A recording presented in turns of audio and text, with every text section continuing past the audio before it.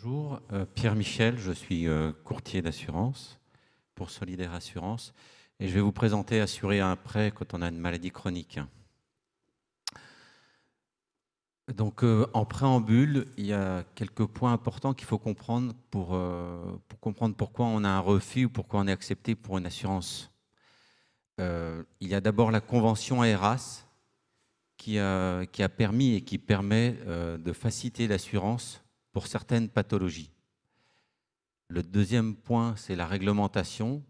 La réglementation a imposé, notamment sur le changement d'assurance, et a encadré tout ce qui est de l'assurance de prêt, pour pouvoir faciliter d'avoir une assurance de prêt, faciliter une assurance de prêt par rapport à ce qu'on pourrait avoir, notamment par rapport à la banque. Et le dernier point, c'est qu'un assureur a ses propres critères de sélection, a son médecin conseil, donc il n'en a pas, c'est rare où il en a 2 ou 3. Souvent, il y a des médecins conseils qui travaillent pour plusieurs assurances. Et il a aussi son propre réassureur, c'est-à-dire qu'il peut prendre sa responsabilité et couvrir un risque, mais aussi des fois, il va suivre ce que le réassureur va lui donner comme critère si l'assureur ne veut pas maîtriser le risque. Donc, il se couvre derrière un réassureur.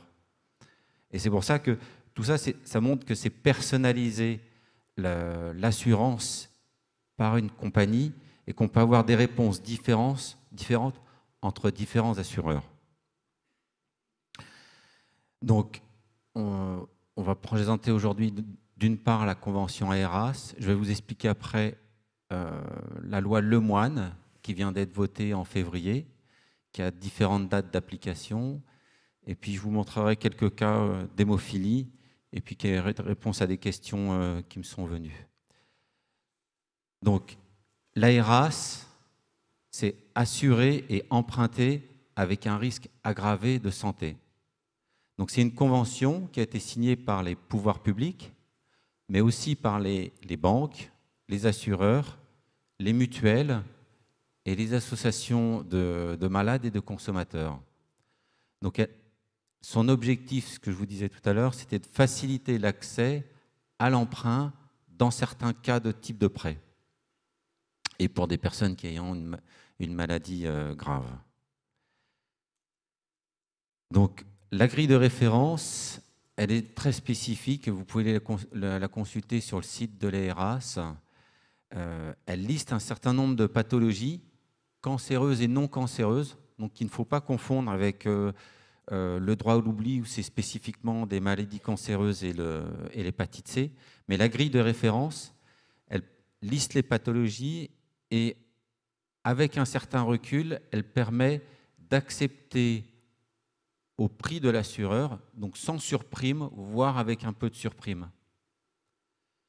Et elle a des critères de sélection, notamment pour le type de bien immobilier, pour la résidence principale, et si le prêt est inférieur à 320 000 €, pour des prêts professionnels, des locaux ou du matériel, pour des prêts immobiliers hors résidence principale, mais là, c'est sur un plafond tout prêt confondu pour le même assureur à 320 000 €. Et avoir la fin du prêt pour la demande spécifique, pas pour tous les prêts déjà passés, mais le prêt sollicité, et donc l'assurance sollicitée avant le 71e anniversaire, qui n'est pas à confondre aux 60 ans pour le droit à l'oubli.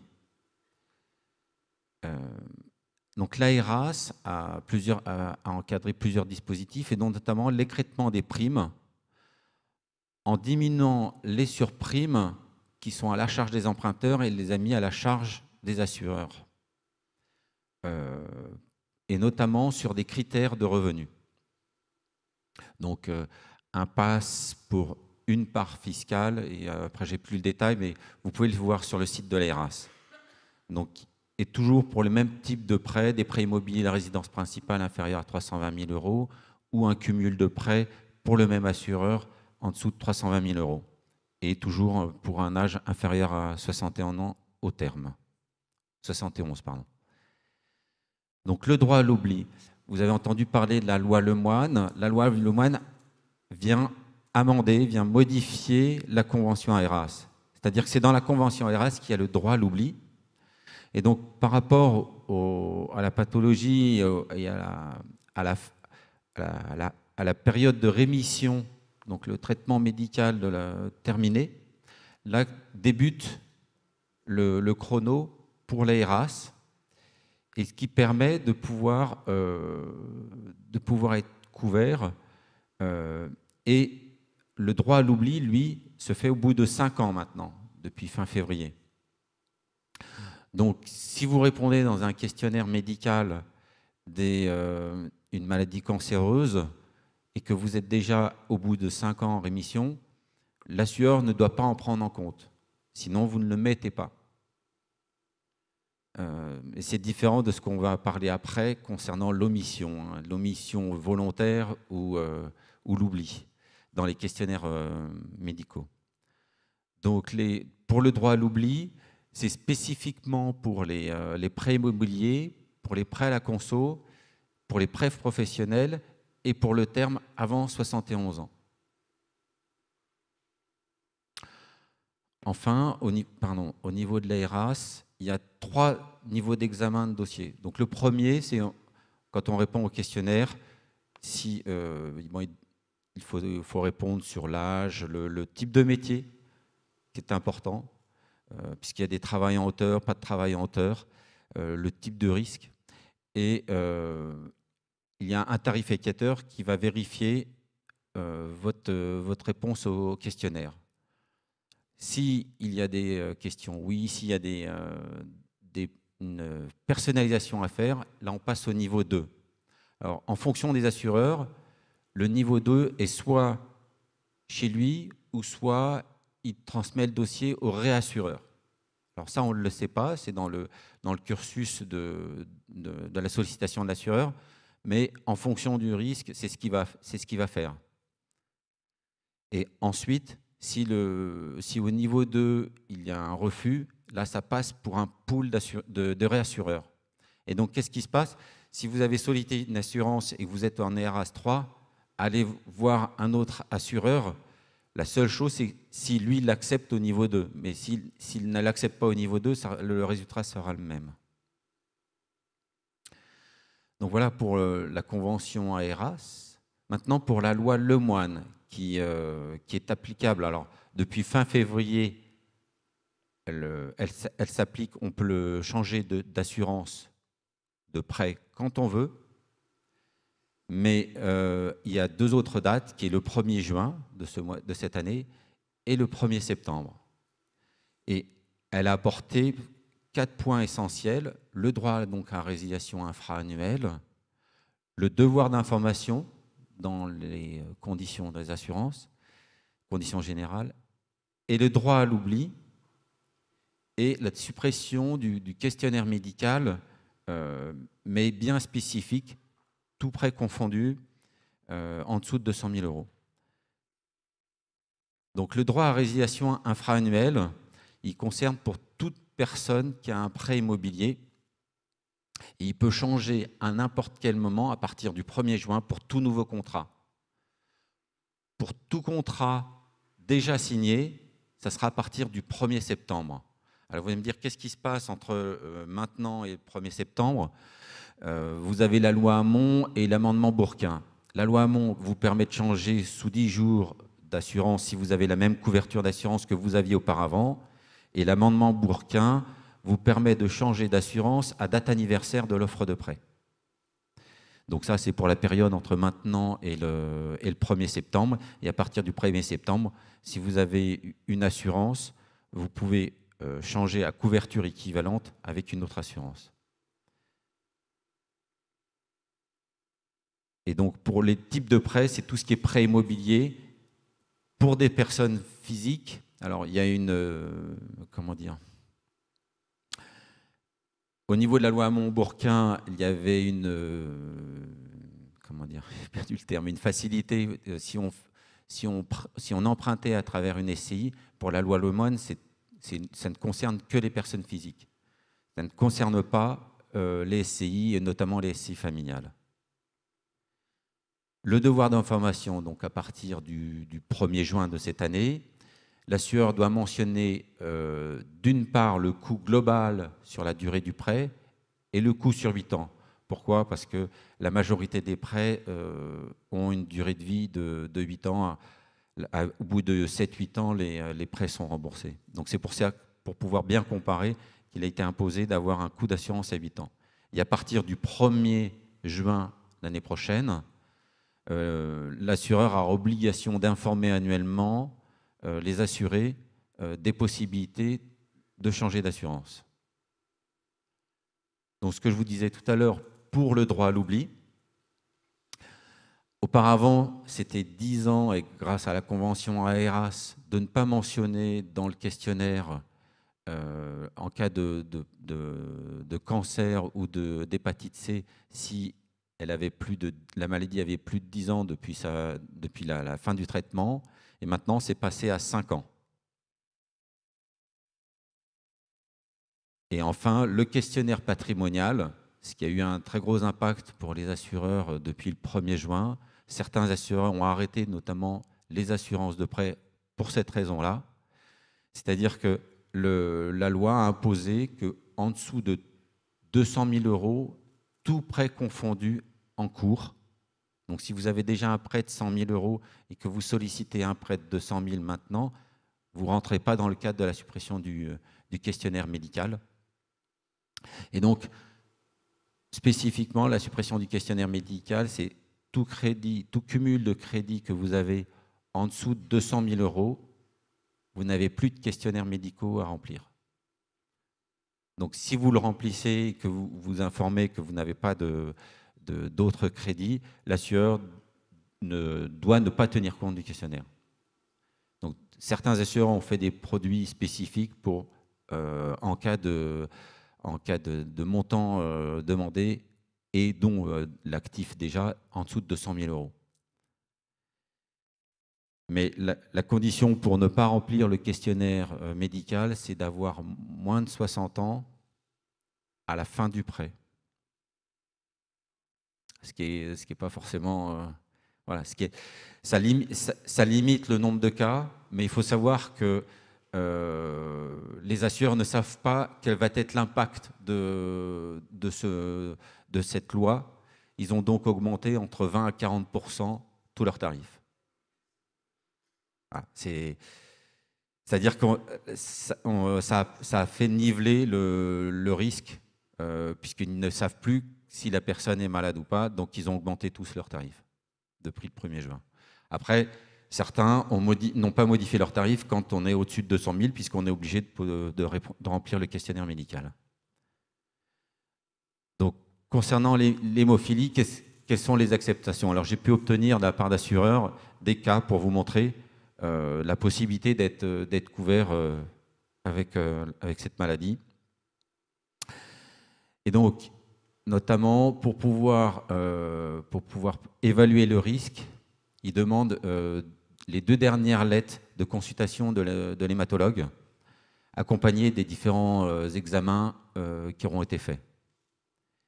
Et là, pour pouvoir proposer une tarification, lui, il a ses propres risques, il a ses propres évaluations. Donc c'est pour ça qu'on peut avoir des réponses complètement différentes d'un assureur à l'autre. Puisque chez certains assureurs, on voit qu'ils sont spécialisés et d'autres ne contrôlent ou ne maîtrisent pas forcément toutes les maladies. Ça, c'est ce qu'on constate. Donc on peut avoir une tarification qui peut complètement changer en fonction de l'âge, en fonction du métier, de là où on est situé. Il n'y a pas les mêmes risques. Donc voilà, tout cumulé. Et donc, pour une personne de moins de 60 ans, on arrive dans le cas où la personne a été couverte sur tout niveau. Hein. Le décès, la perte totale irréversible d'autonomie, l'invalidité permanente totale, l'incapacité temporaire totale, l'invalidité permanente partielle et avec une surprime de 25% par rapport à son tarif de base. Mais si la personne elle avait plus de 50 ans, par contre, il m'a spécifié que l'assuré aurait pu être couvert sans surprime. Et par contre, si le dernier épisode remonte à moins de 6 mois, là, l'assureur, il va ajourner, il va dire « je regarde le dossier dans 6 mois plus tard ». Ce qui montre que dans un prêt immobilier ou prêt professionnel, c'est la première chose à faire, c'est d'abord regarder l'assurance. Avant de regarder si la banque va vous suivre ou pas, ou si vous voulez négocier le taux. C'est d'abord, en amont, de questionner des assureurs. Un autre exemple, on avait la DCPTIA qui était couverte, la perte totale irréversible d'autonomie, avec une surprime à 125%, mais les autres couvertures étaient refusées. Et un troisième cas d'un assuré d'atteinte d'hémophilie avec la maladie de Van Willebrand de type 1. On avait la DCPTIA au tarif normal et une surprime sur l'IPT, l'ITT et l'invalidité permanente partielle. Voilà. Donc je vais répondre à quelques questions qui m'ont été posées. Dois-je parler de ma pathologie et quels sont les risques si je n'en parle pas? Alors moi, je vous dis tout de suite, mon conseil de courtier, c'est oui, je parle de ma pathologie. Le médecin conseil, il n'est pas propre à l'assureur et les impacts de cacher la maladie sont assez lourds. S'il s'en aperçoit, vous avez 2 articles de loi, le L113.8 et le L113.9. Je vous invite à les lire, ils sont assez clairs. S'il y a une omission ou une fausse déclaration intentionnelle, le contrat est annulé. Et toutes les primes versées sont acquises. Donc, à partir du moment où il s'en aperçoit, il ne couvre plus, il reverse le complément qui aura été versé de primes d'assurance, mais il ne couvre plus le risque. Et s'il y a une omission, une déclaration inexacte dont la mauvaise foi n'est pas prouvée, dans ce cas-là, s'il le constate avant le sinistre, il va augmenter la prime ou résilier le contrat. Il a le choix. Certains assureurs résilient le contrat et s'il s'en aperçoit au moment de l'événement ou après l'événement, là, l'indemnité va être réduite au prorata de la prime qui aurait dû être payée. Connaissez-vous des assurances qui peuvent assurer avec pas ou peu de surprime? Ça va rejoindre ce que je vous disais précédemment. Chaque assureur appréhende les pathologies à sa manière, avec son médecin conseil, avec ses grilles, avec son réassureur, ça dépend de son réassureur, qui va avoir ses critères de sélection différents. Donc, chaque cas est bien spécifique. Donc, le principe, c'est d'aller consulter plusieurs assureurs. Comment trouver une assurance qui assure avec des garanties raisonnables? Ça rejoint un peu la question précédente. Donc, soit en interrogeant des établissements de crédit, différentes banques qui ont leur propre assureur, soit des assureurs directement, ou soit des courtiers d'assurance, ou des courtiers spécialisés en risque aggravé. Donc, ça sera la meilleure manière pour pouvoir diversifier et trouver un assureur qui puisse vous couvrir. Comment puis-je trouver une assurance lorsque je suis concerné par une comorbidité? Ça revient toujours à ce que je vous ai dit précédemment, ça va dépendre de comment appréhendent les assureurs en fonction de la comorbidité. Il y a certains risques qui refusent. Vous avez des assureurs, vous remplissez une première case dans le premier questionnaire, ils refusent. Voilà. Ils ont leurs statistiques, ils ont leur évaluation du risque qui est telle qu'ils refusent plus facilement. D'autres vont aller demander des questions supplémentaires, poser des questions supplémentaires, des bilans supplémentaires, des questionnaires médicaux remplis par le médecin pour pouvoir évaluer le risque, voire après, si on rentre dans la convention ERAS, passer par un pôle d'assureur. Dois-je obligatoirement prendre l'assurance que me propose la banque? Non. Par contre, si vous voulez proposer une autre assurance, il faut qu'elle couvre le même risque que demande et qu'exige la banque. L'assurance de ma banque refuse de m'assurer, que fais-je?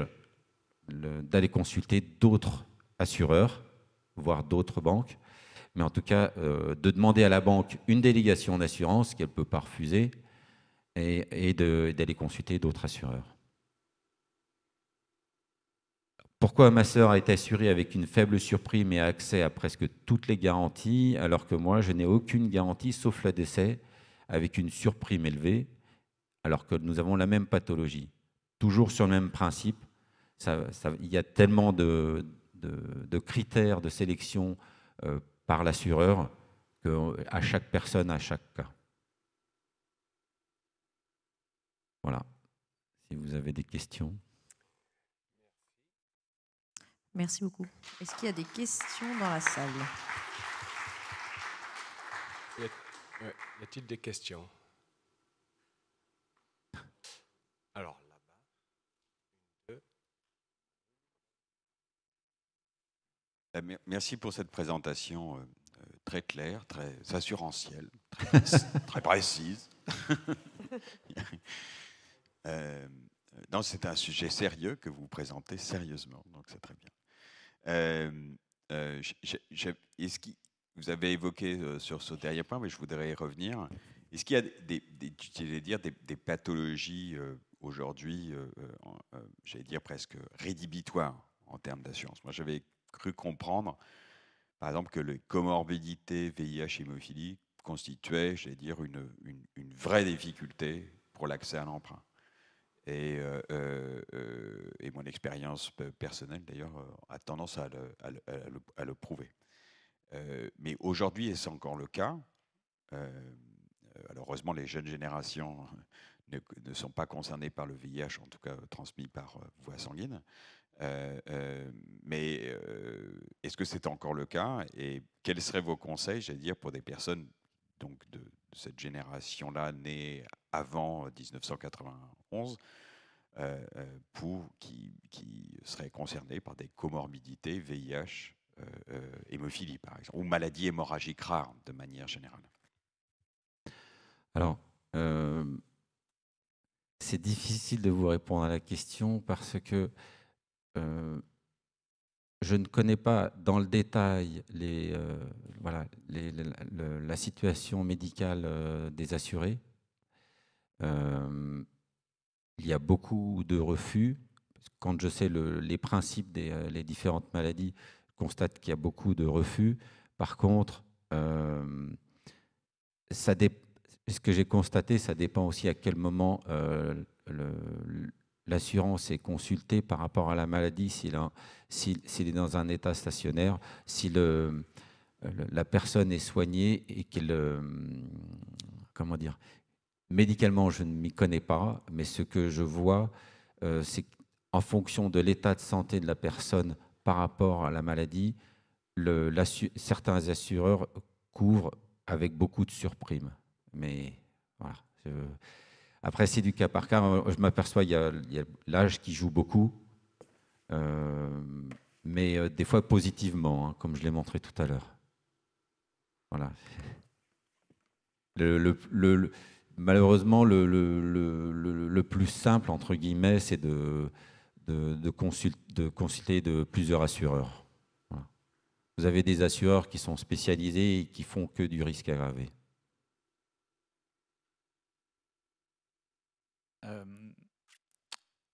Autre question, est-ce qu'il peut être envisagé sur une population atteinte de ce type de maladie de substituer l'assurance d'un emprunt par une délégation sur un contrat d'assurance vie ou sur un contrat de prévoyance fourni par employeur?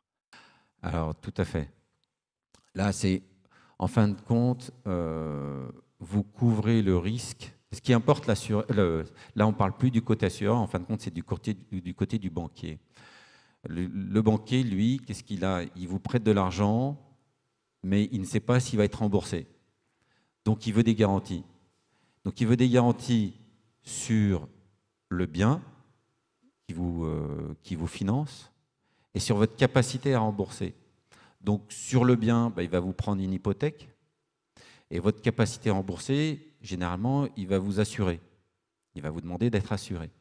Et donc, pour pallier au défaut d'assurance, pour vous assurer vous, il peut tout à fait, ça c'est de la négociation à faire, c'est généralement, c'est pas avec le conseiller que vous avez en face, c'est généralement c'est avec le directeur d'agence ou voire avec la délégation régionale de la banque, mais vous pouvez négocier d'obtenir, si vous avez un montant en assurance vie qui est équivalent au montant emprunté, de venir remplacer l'assurance. Ça, notamment, vous avez ça pour des personnes âgées qui ont une certaine économie pour pouvoir obtenir le crédit. Après, se posent d'autres problèmes. Quand vous venez adosser un contrat d'assurance vie, c'est la fiscalité. Hein. Si vous adossez un contrat d'assurance vie sur un prêt, vous perdez l'avantage fiscal de l'assurance vie. Voilà. Mais d'un autre côté, vous avez le financement, donc il faut choisir. Hein. Voilà. Après, quand vous avez le bien, le bien est hypothéqué, par exemple, quand c'est un prêt immobilier, et vous pouvez après rassurer le banquier en prenant un deuxième bien. Mais bon, là, finalement, si vous faites le crédit, c'est que... Mais là, ça va dépendre de la négociation avec le banquier. Mais oui, vous pouvez. On va prendre encore 2 questions, Maud Oui. et Francis. Merci. Juste pour illustrer ta question, Thomas, sur ce que tu citais, il y a eu une proposition pour un emprunt à 500 € par mois de surprime de 400 €. Donc, il y a eu un non merci, on va se débrouiller tout seul. Et ce que je me dis, c'est que l'information qui est donnée aux demandeurs, alors ce n'est pas spécifiquement destiné aux présentateurs, mais peut-être plutôt à ce que pourrait faire comme action l'Association française des hémophiles, voire peut-être avec France Asso Santé, c'est que quand on fait la demande, on a un courrier de réponse de refus et on nous dit n'hésitez pas à passer par l'ARAS. Et en fait, quand on est usager et qu'on ne connaît pas le dispositif ARAS, ce qui est quand même beaucoup le cas sur le grand public, on ne sait pas trop à quoi ça sert et on se sent un petit peu démuni en termes d'information. Et je pense que là, on pourrait faire des démarches pour que les banques donnent à minima un petit flyer pour expliquer ce que c'est la convention ARAS et les différents stades et comment contacter après les réassureurs, etc. Alors, je vais apporter un ajout. Quand on remplit un questionnaire pour pouvoir solliciter une assurance, en fonction des assureurs, ils demandent s'il y a d'autres capitaux sous risque et ils demandent quel est l'objet du prêt. Et donc, automatiquement, il va entamer la procédure ARAS en fonction des réponses et du process de budget de l'assurance. Voilà. Oui, alors donc moi je rebondissais un peu sur la question que Thomas a lancée, effectivement. Donc quand vous avez un patient, en fin de compte, effectivement, qui est touché par l'hémophilie, qui est co-infecté, donc là je pense qu'il faut vraiment, là c'est niette. Là moi j'ai eu plusieurs cas, des jeunes qui ont été infectés, en fin de compte, vraiment très jeunes, et qui ont commencé à vouloir investir, en fin de compte, pour leur logement déjà personnel. Alors là, c'était le refus complet. Hein. C'était des surprimes considérables. J'ai eu aussi pas mal de patients, en fin de compte, qui voulaient se mettre à leur compte. Ça, c'était pareil.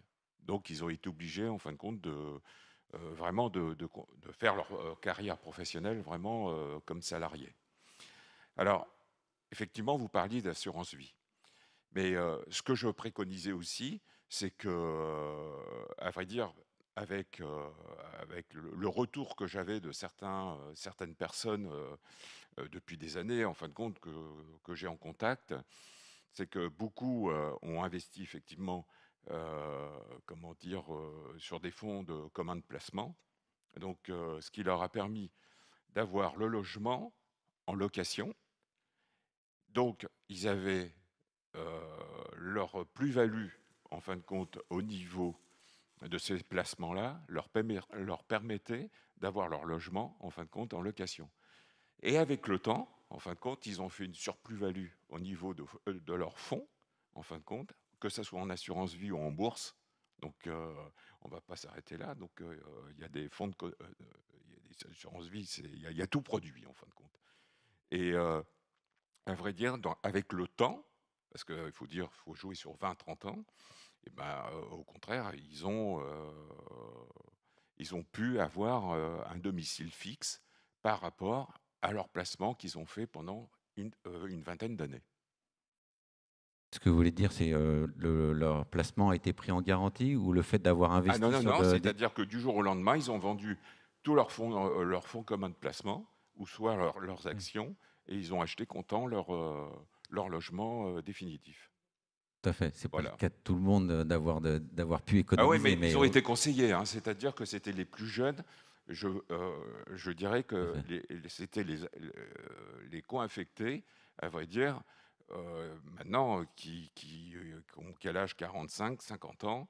Et donc, vous voyez, c'est les 20 ans qui commençaient à se renseigner et qui étaient accompagnés. Voilà. Ça, c'est chacun, en fin de compte. J'ai une question aussi. Une dernière question parce que c'est... Oui. Bonjour. Déjà, merci pour votre présentation. Alors, ma question, c'est sur quelle base l'assureur met en place sa grille d'évaluation? Est-ce qu'il y a une actualisation, je dirais, des critères, je dirais, de choix? Si je prends l'exemple, par exemple, de l'hémophilie sévère, aujourd'hui, il y a déjà un protocole qui est mis en place en termes de prophylaxie. Et la personne aujourd'hui qui est traitée par ce type de dispositif, normalement, il mène sa vie normale. Donc, est-ce que l'assureur prend en considération toutes les innovations, les projets normalement qui ont été mis en place en termes d'actualisation, pour que l'heure, par exemple, de l'évaluation, il peut, par exemple, avoir des avis favorables au lieu des avis défavorables? Merci. Alors, tout à fait. En fonction des assureurs. Bon, les assureurs mettent beaucoup de temps à changer leur mode de travail, mais oui, certains assureurs modifient leur grille de sélection et donc évoluent leur tarification et leur manière de refuser ou d'accepter en fonction des maladies. Donc il y a une évolution, pour répondre à votre question directement, il y a une évolution, oui, en fonction des assureurs. Donc vous pouvez très bien avoir un dossier. J'ai eu le cas dernièrement dans les deux sens. Un dossier qui a été refusé auparavant, ajourné, qui est accepté, et un dossier qui était accepté, mais qui a été après refusé.